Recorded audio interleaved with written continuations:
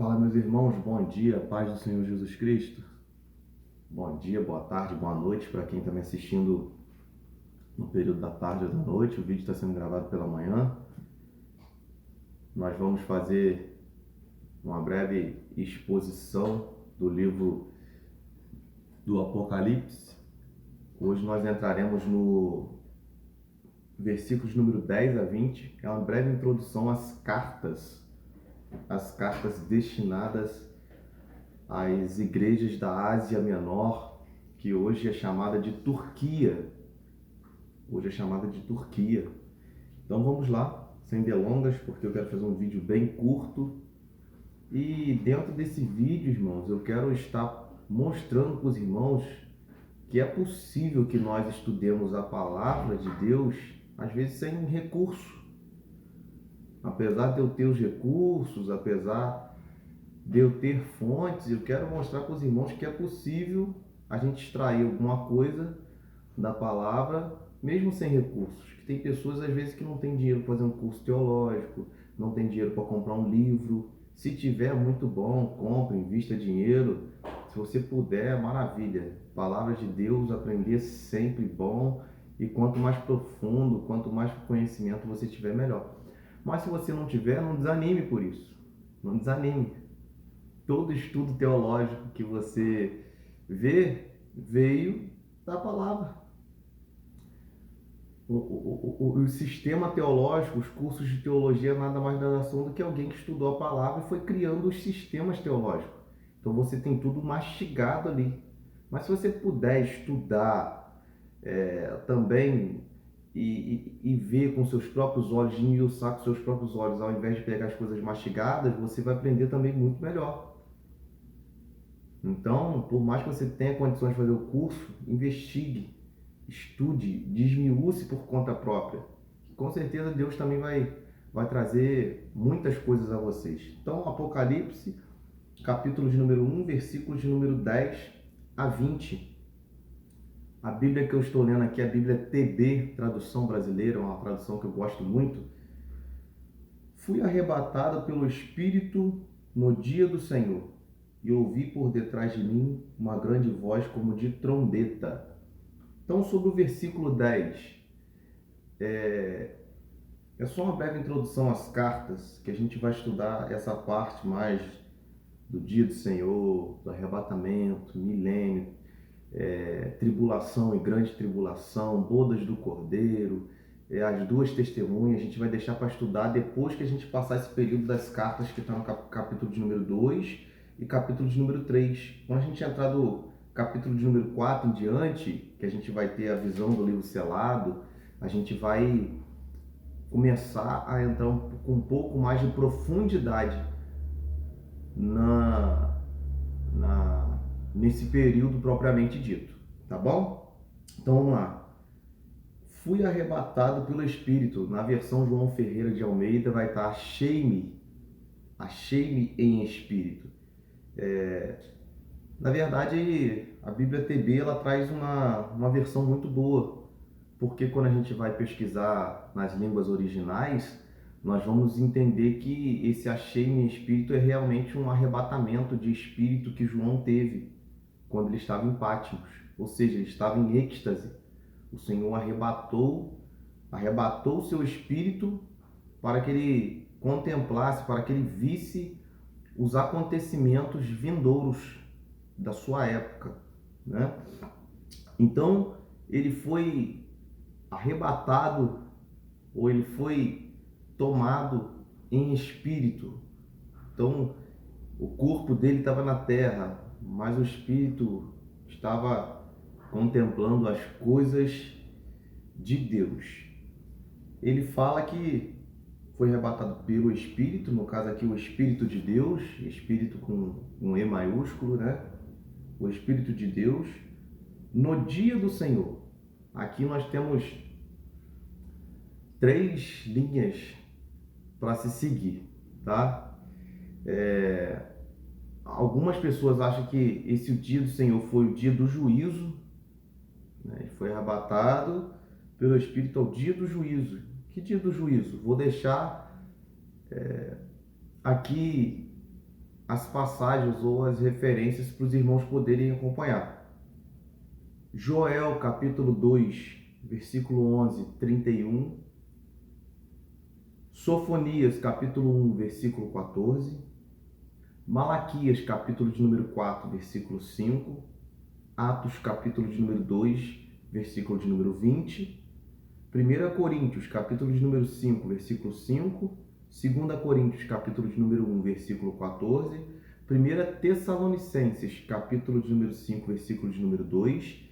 E 2 Pedro, capítulo de número 3, versículo de número 10. Esse dia do juízo do Senhor foi arrebatado pelo Senhor para o dia do juízo, ou seja, o dia do juízo de Deus, aquele grande dia, aquele dia de juízo, aquele dia em que o Senhor virá julgar, aquele dia em que o Senhor virá trazer juízo à terra. Alguns entendem como esse dia. Vendo o contexto e entendendo a passagem, nós vamos entender que provavelmente não seja esse dia. Por quê?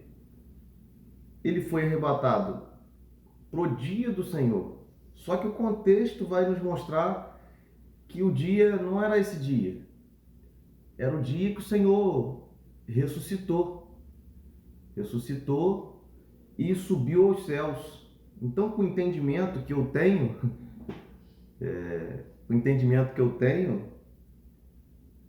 eu entendo, Fernando, que esse dia do Senhor, João, ele está aqui fazendo como aquele filme De Volta para o Futuro. Ele está voltando ao tempo.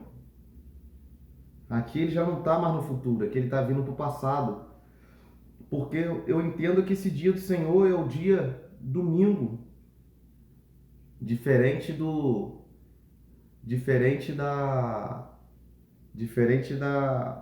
que as pessoas, os escribas e os fariseus falavam que tinham que guardar o sábado, né? Quando a gente vê Gênesis capítulo 2, versículo 3, Êxodo 20, 11 e assim sucessivamente, Isaías 58, 13 e Marcos 2, 28, nós entendemos que eles prezavam muito pelo sábado, mas Jesus veio batendo na tecla e dizendo: calma aí, gente, não é assim não.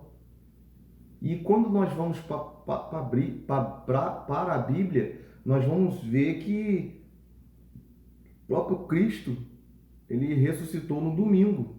Então Fernando, tá? Eu entendo com margem bíblica que esse o dia do Senhor aqui foi arrebatado pelo Espírito. No dia do Senhor, o dia do Senhor, ele vai falar do domingo da ressurreição. E eu falo isso com margem, pelo contexto que nós vamos ver no restante do versículo. É o dia do Senhor, o dia que o Senhor ressuscitou. É o dia que o Senhor foi lá no Hades e pegou as chaves da morte e pegou a chave do Hades. Isso foi assunto aos céus. Foi isso que Jesus fez, não foi? Jesus, ele morreu, ao terceiro dia ele ressuscitou, ou seja, domingo. Então eu entendo esse dia do Senhor aqui como o domingo, como o dia da Páscoa, ou seja, o dia da ressurreição do Senhor. Então nesse dia ele ressuscitou. Então no dia do Senhor, João na verdade não está indo para o futuro, João está voltando para o passado. Essa maquininha do tempo é engraçada, né? Tem dia que João está no futuro, tem dia que João está no passado, mas Jesus habita na eternidade. Então ele leva para o futuro, leva para o passado, ele leva no presente. Esse é o nosso Deus. E aqui eu falo com propriedade que ele retrocedeu. Ele entrou na maquininha do tempo espiritual de Deus e voltou para o passado. E quem mostra isso para ele foi esse: ouvi uma voz por trás de mim, uma grande voz como de trombeta. Depois nós vamos ver que é o anjo que falava com ele. Uma voz como de trombeta. Essa expressão como, por que essa expressão é usada? Essa expressão é usada para João poder falar de algo que ele não tem como explicar. É como se fosse semelhante. É igual quando nós formos arrebatados e formos morar com o Senhor no céu, seremos semelhantes a Ele. Ou seja, mesmo quando nós formos arrebatados, nós não seremos nunca iguais a Deus, irmão. Nunca. Seremos semelhantes. Que às vezes eu vejo as pessoas falando, seremos iguais a Deus. Ninguém se compara a Deus, irmão. Só teve um que tentou ficar mais ou menos parecido com ele, foi jogado para baixo. Ninguém se compara a Deus. Nós somos semelhantes a Ele. Semelhantes em espécie, semelhantes em transformação, semelhantes em corpo, seremos semelhantes. Várias vezes João usa essa palavra, semelhantes, para falar daquilo que ele não tem como explicar humanamente falando. É semelhante a ouro, as ruas do céu, é semelhante ao rubi. Porque não é que é ouro, não é que é rubi, não tem nada disso, irmão. Isso ele está usando uma expressão para tentar aproximar o nosso entendimento, para dizer, olha gente, é parecido, tá? Só que não tem como eu explicar, não. Então ele fala, ó, uma voz semelhante a uma voz de trombeta, ou seja, é parecido com uma voz de trombeta, mas não é uma voz de trombeta. Porque senão a gente começa a falar o que a Bíblia não está falando. Então, semelhante, voz de trombeta, ou seja, não tem como ele definir como é. Às vezes ele fala como o som de muitas águas, semelhante, parecido com o som de muitas águas, mas não é. É o que ele está conseguindo descrever, o que o intelecto dele, humano, está conseguindo falar para a gente. Que dizia, o que vês, escreve-o em um livro, e envia-os às 7 igrejas. Éfeso, Esmirna, Pérgamo, Tiatira, Sardes, Filadélfia e Laodiceia. Então, as 7 cartas às 7 igrejas da Ásia Menor, ou seja, da Turquia hoje. Eu mandei já o mapa para os irmãos, tá? Então ele vai enviar uma carta, ou seja, uma recomendação, o que Deus quer que ele escreva para essas igrejas com problemas locais, entendeu? Agora, as cartas ao Apocalipse são temporais ou atemporais? Elas serviram só para a igreja naquele período ou elas servem para as igrejas ainda hoje? Porque quando nós vemos 7 igrejas, nós vamos ver que está representando a plenitude das igrejas. Então tem pessoas que acreditam que as 7 cartas já morreram no Apocalipse e elas não se aplicam aos dias de hoje, mas eu acredito que sim, porque as 7 igrejas representam a totalidade das igrejas, ou seja, a plenitude das igrejas. Elas simbolizam o corpo das igrejas no dia de hoje. E nós vamos ver que várias coisas que estão acontecendo nas igrejas são problemas que nós estamos passando hoje. E na próxima aula, quando nós entrarmos em igreja por igreja, que vão ser divididos em 7 vídeos, cada vídeo com uma aula relacionada a cada igreja, então nós vamos entender que muitas coisas se aplicam aos dias de hoje e a gente vê que as coisas realmente estão acontecendo. Mas as cartas foram destinadas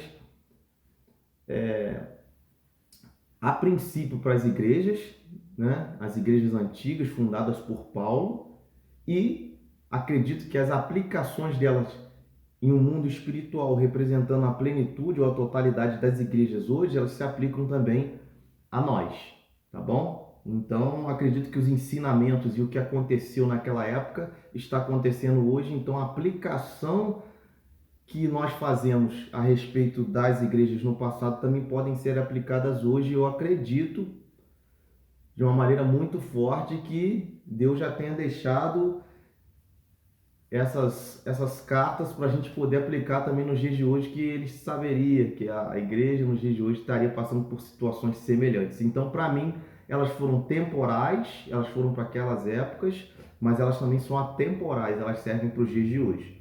Voltei-me para ver a voz que falava comigo, assim voltando vi 7 candeeiros, grava isso aí, 7 candeeiros de ouro, e no meio dos 7 candeeiros um semelhante a filho do homem. Olha a palavra de novo aí. Como? Semelhante, parecido ao filho do homem, vestido de uma roupa talar e cingido pelos peitos de uma cinta de ouro. A cabeça e os cabelos eram brancos como a lã. Irmão, por isso que eu falo semelhante, ele não tem como descrever. E como a neve. e os olhos eram como chamas de fogo.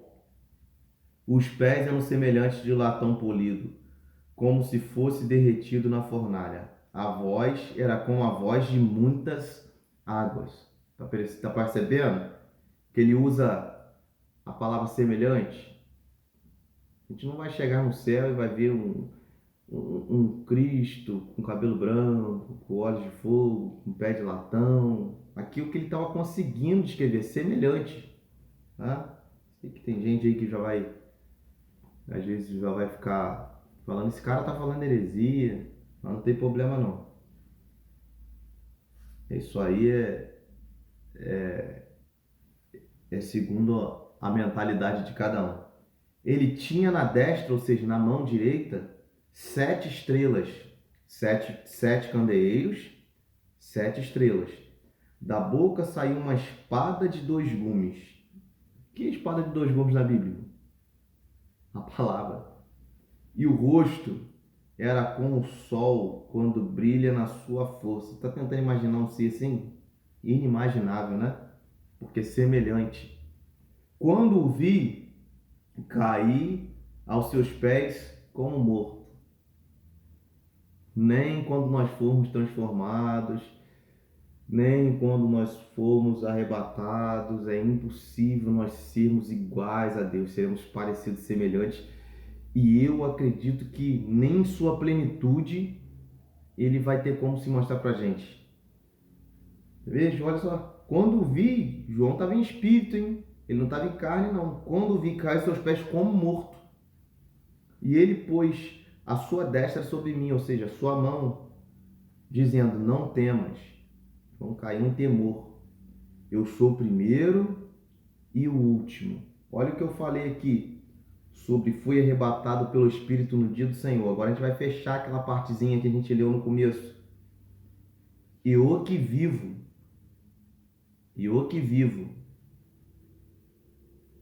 Fui morto, mas estou vivo pelos séculos dos séculos. E tenho as chaves da morte e do Hades.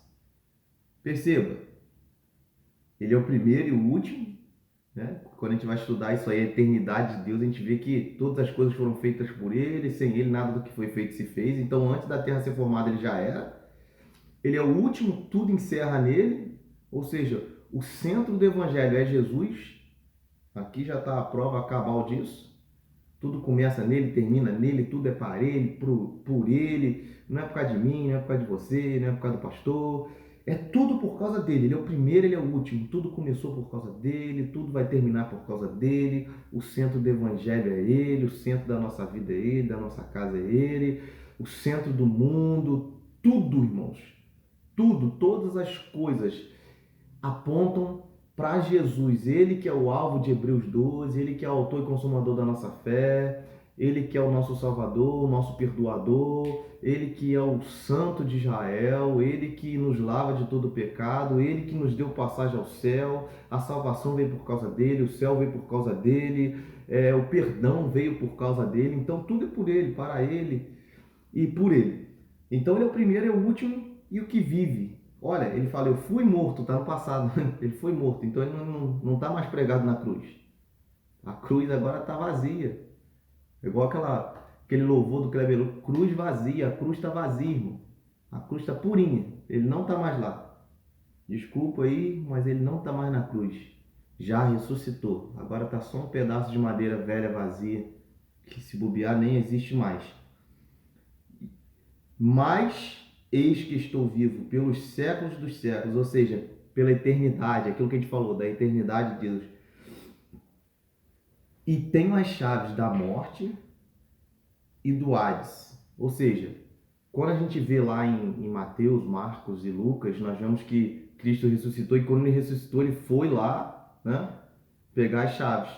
Então o dia do Senhor está falando desse dia, ó, foi arrebatado pelo Espírito no dia do Senhor. Ele viu esse dia, ou seja, ele voltou ao passado. Então ele viu esse dia. Que dia é esse? O dia que o Senhor ressuscitou, o domingo de Páscoa. O Senhor ressuscitou, foi lá, pregou para os mortos, né? Pregou para o espírito dos mortos e pegou as chaves da morte e do Hades. Por que Hades? Porque a palavra inferno não existe na Bíblia. A palavra inferno não existe na Bíblia. Isso aí as pessoas foram criando e tal, mas a palavra no original ali é Hades, lugar de sofrimento, lugar de tormento, lugar de tribulação, lugar de quem está esperando o juízo eterno. A gente vai estudar sobre isso também. Aqui é só a introdução às cartas. Então, versículo número 10, parte A. Fui arrebatado pelo Espírito no dia do Senhor. Esse dia do Senhor é o dia, voltou no tempo e foi arrebatado ao dia que Jesus Cristo, nosso Senhor, ressuscitou e foi até lá às profundezas e pregou para os espíritos em prisões e pegou as chaves da morte e do Hades, ou em algumas versões do inferno, mas a palavra certa é Hades, né? A gente usa inferno, não é pecado também, para a gente poder entender melhor, mas é da morte e do Hades. Então, o dia do Senhor é esse dia aqui. João voltou no tempo, entrou na maquininha do tempo de Deus, voltou no tempo e ficou lá contemplando. Ah, foi assim, né? Cristo ressuscitou, foi lá embaixo, pegou a chave. Ah, esse é o dia do Senhor. Muito legal. Escreve, pois, as coisas que vistes e as que são, e as que hão de se suceder depois dessa. Ou seja, tá vendo que só com a Bíblia ela já vai esclarecendo tudo pra gente? Então, ou seja, ele voltou no passado, viu o que aconteceu. Jesus falou, escreve essas coisas que você viu lá do passado. Publica isso aí. Isso é importante. Meus filhos precisam saber como é que foi. Que eu ressuscitei, que eu saí da cruz, fui lá e peguei a chave mesmo. E não tem ninguém que pode comigo. Ninguém prevalece contra mim, ninguém me ganha. Não tem nenhum super-herói mais forte que eu. Deixa isso escrito lá, porque vai ter muito filme lá da Marvel em 2020, do Hulk, do Super-Homem, do Thor, de não sei quem que volta no tempo, e Doutor Estranho. Mas deixa registrado lá, para eles verem que o Todo-Poderoso mesmo sou eu, tá? Volta lá no tempo, vê isso aí. E depois eu vou te mostrar ainda as coisas que vai acontecer depois disso. Só que não é ficção não, que eu vou te mostrar vai acontecer mesmo. Eis aqui o mistério das 7 estrelas que vistes na destra e dos 7 candeeiros de ouro. As 7 estrelas são os 7 anjos das 7 igrejas. Então, olha só, a gente falou de 7 estrelas, 7 candeeiros, dia do Senhor, para a gente finalizar que o vídeo já está longaço. 7 estrelas, 7 candeeiros, a espada de 2 gumes e o dia do Senhor. Dia do Senhor, dia de Páscoa, o dia que Jesus ressuscitou. João voltou no tempo. 7 candeeiros são as 7 igrejas do Apocalipse. Tá? Os 7 candeeiros do versículo número 12 são as 7 igrejas do Apocalipse. Grave isso para a próxima aula, que às vezes eu não vou falar candeeiro, às vezes eu vou falar só igreja. Aí os irmãos vão ler, vai estar candeeiro. É porque na minha mente é um candeeiro, igreja. Então, 7 candeeiros são as 7 igrejas. A espada, a palavra que sai da boca de Deus, né? Versículo de número 16. E as 7 estrelas são os 7 anjos. Quem são os 7 anjos? Os 7 pastores, vamos botar assim, os líderes das 7 igrejas. As cartas são destinadas aos líderes. Outra coisa que a gente vai aprender aqui no capítulo de número 2.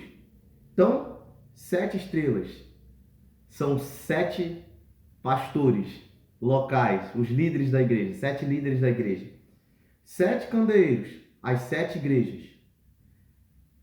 Espada que sai da boca de 2 gumes, palavra de Deus, palavra de Deus, palavra que sai da boca dele. E o dia do Senhor, o dia de Páscoa, que é o dia que João voltou na timeline de Deus e ficou viajando no passado e indo para o futuro depois, tá bom? Então essa é a introdução às cartas do Apocalipse. A partir das próximas aulas a gente vai gravar 7 vídeos separados, cada um falando de uma carta. A gente vai começar pela a carta à igreja em Éfeso, e em um vídeo a gente vai trazer as qualidades, os erros e as coisas que nós vamos poder extrair do texto bíblico. Tudo isso aqui que eu falei com os irmãos, eu estou falando apenas extraindo da Bíblia, para mostrar para os irmãos que só a Bíblia já é fonte suficiente. Toda a teologia veio dela, tá bom? Tudo que você tem de estudo teológico hoje em 2020, que Martim Lutero, que todos eles fizeram, veio da palavra, irmão. Então desmiúça a palavra, não despreze a palavra, que tem gente que está estudando um monte de coisa, estuda livros, estuda um monte de coisa e a palavra está de lado. Veja que dá para extrair muita coisa da palavra. Veja que a palavra já é suficiente, não que você não possa estudar, estude o máximo que você puder, mas a fonte é isso aqui, irmãos, aqui, a palavra, tá bom? A fonte de tudo é aqui. Se todo estudo não vier dessa fonte aqui, não tá legal, tá bom? Lembrando que isso aqui eu tô dando uma pincelada, é algo básico, tá, irmãos? É muito mais profundo do que eu tô falando, mas eu tô falando básico, porque quando os cultos no templo voltar, a gente vai aprofundando mais um pouco, que eu tenho um pouco mais de tempo para poder falar para os irmãos, tá bom? Deus abençoe o dia, a tarde e a noite dos irmãos. Ouça esse estudo com carinho, com atenção. Que Deus abençoe grandemente a vida dos irmãos aí. Esse vídeo foi introdução às cartas do Apocalipse. Deus abençoe.